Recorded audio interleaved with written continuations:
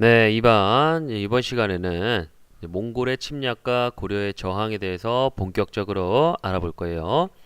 우리 오늘 배웠듯이 고려의 무신 정권이 들어서고 무신들이 서로 권력 다툼 그리고 본인들의 사리 사욕을 채우는 그런 행위 때문에 백성들이 힘들고 또 나라도 굉장히 어지러웠죠. 자, 그러던 중에 이제 몽골이 세계적인 대제국으로 성장을 해서 고려를 위협을 하고 있었어요. 자, 그러던 중에 고려에 이제 사신이 와요, 몽골에. 그 몽골 사신이 이제 고려에 왔다가 돌아가는데, 이 돌아가던 중에 의문의 죽음을 맞이해요. 누가 죽였는지 정확히 알 수가 없어요, 현재로서는. 그런데 이제 이 사건을 이제 몽골은 고려가 했다라고 해서 고려를 쳐들어오기 시작을 해요. 1231년에 1차로 침입을 해요. 그래서 이 몽골이 맨 처음에 이 귀주성을 공격하는데 귀주성에서 이제 잘 막아요. 우리나라 그 고려 군사와 백성들이. 그러니까 이제 몽골이 귀주 그냥 내버려 두고 쭉 내려가서 이제 개경 근처까지 가요. 그래서 개경 근처까지 갔는데 이제 몽골이 너무 빨리 오니까 깜짝 놀라서 몽골한테 이제 많은 선물, 그 보물들 이런 거 많이 주고 안 까불게요 하면서 이제 가는 거죠. 그래서 이제 몽골은 뭐 선물 받고 그 말 믿고서 이제 돌아가요. 그런데 이제 그 당시에 이제 무신 정권이었던 그 집권자가 이제 도읍을 개경에서 강화도로 옮기고자 했어요. 자, 강화도로 옮기는 그 의미가 뭐냐면 개경에 있는 것보다 강화도로 가는 게 몽골을 이제 막기는 더 수월했던 거죠. 일단 섬이니까. 그죠?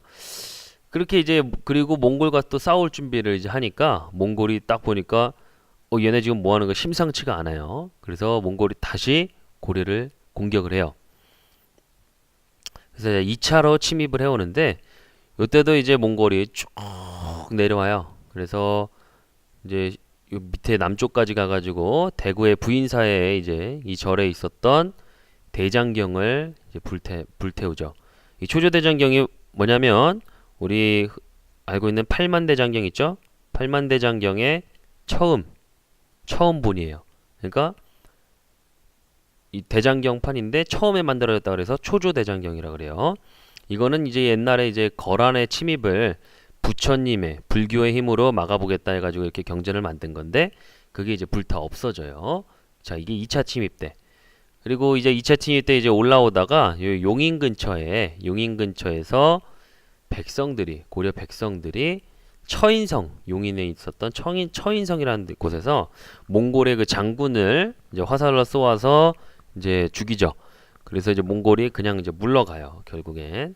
그래서 이게 이제 2차 침입이고 세 번째 침략이 또 이뤄져요. 세 번째 침략 때도 또 고려의 중앙군이 아니라 백성들이 힘을 합쳐서 몽골이랑 맞서 싸우죠. 이 세 번째 침략 때는 여기 경주에 있었던 황룡사 그 구층 목탑 있죠? 그게 이제 불타 없어져요. 3차 침입 때. 참 안타까운 그런 문화재들이 많이 없어지죠. 그래서 고려가 이제 몽골과의 오랜 전쟁으로 국토도 황폐해지고 사람도 많이 죽고 정말 힘들었죠. 문화재도 많이 불타 없어지고. 그래서 이제 또다시 우리 거란을 물리치겠다 하는 마음처럼 몽골도 부처님의 힘으로 물리치겠다 라고 해가지고 1236년부터 이제 시작을 해요. 대장경판을 제작을 해요. 그래서 1251년에 대장경편이 만들어지는데 이게 이제 그 글자 수가 8만 개정된다 그래서 8만 대장경. 자, 우리가 흔히 알고 있는 그 장경판이 바로 이 대장경판이에요. 8만 대장경판. 아무튼 이런 것도 이제 제작을 하면서 몽골이랑 계속 싸우려고 이제 하는 거죠. 자, 그런데 이제 7차 침입 때가 됐어요. 7차 침입 때 되니까 이제 그 당시에 이제 정권이 이제 무신들이었죠. 근데 이 정권을 잡고 있던 사람이 갑자기 이제 죽임을 당하면서 갑자기 상황이 좀 변해요. 그래서 몽골이랑 이제 화해해가지고 이제 화친해서 이제 우리 다시 개경으로 돌아가자 그래가지고 몽골과 화친을 맺고 몽골의 요구대로 도읍을 다시 개경으로 이제 옮겨요. 그래서 이렇게 이제 고려가 이제 몽골한테 이제 어떻게 보면은 항복이라고도 볼 수 있는데 물론 나라는 없어지지는 않았죠. 아무튼 그래서 이제 다시 도읍을 개경으로 옮기는데 그게 1270년의 일이죠. 맨 처음에 강화를 천도한 게 1232년이니까 거의 40년간 몽골과 싸웠다고 볼 수가 있어요. 자, 그런데 하나 변수가 발생을 해요. 삼별초라는 이 집단이 하나 있는데 이 집단이 이제 몽골이랑 계속 싸우려고 해요.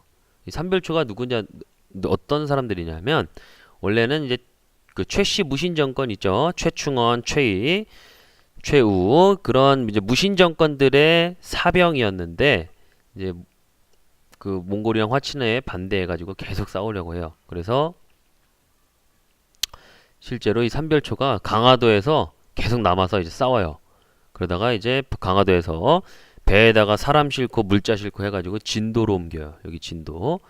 진도에서 이제 성 쌓고 이렇게 여기 보이죠? 용장성이라고 해가지고 이 성을 쌓고 뭐 건물 짓고 해가지고 이제 몽골이랑 고려 정부에 이제 대항을 해요. 그러니까 이제 고려와 이제 몽골의 이제 연합군이 이제 여기 진도를 다시 공격을 해요. 그래서 진도가 함락되고 또 남은 그런 또 세력들이 또 제주도로 가요. 그 제주도에서 또 성 쌓고 여기 보이죠? 항파두성이라고 또 성 쌓고 또 대항하다가 또 이 연합군한테 또 이제 공격을 받고 결국 무너지죠. 그래서 이렇게 이제 몽골에 저항하는 고려의 그런 사람들이 이제 사라졌어요. 그러니까 이제 고려 조정이 이제 몽골에 어떻게 보면은 굴복을 한 셈이죠. 그래서 그 당시 이제 몽골이 원나라라고 이름을 고쳐서 고려한테 이제 원나라식 관청을 설치하고 고려의 왕자는 인질로 원으로 이제 데려가요. 그래서 고려의 정치에 계속 간섭을 해요. 그래서 이 고려 개경에 원나라의 그러한 그 기관 관청이 여기 만들어지면서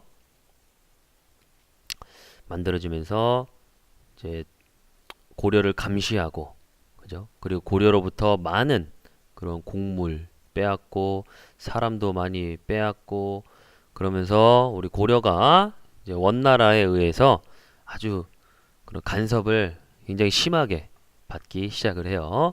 자, 강의는 여기까지고 우리 내일 태블릿 PC를 이용해서 다른 수업 한번 해봅시다. 수고 많았어요.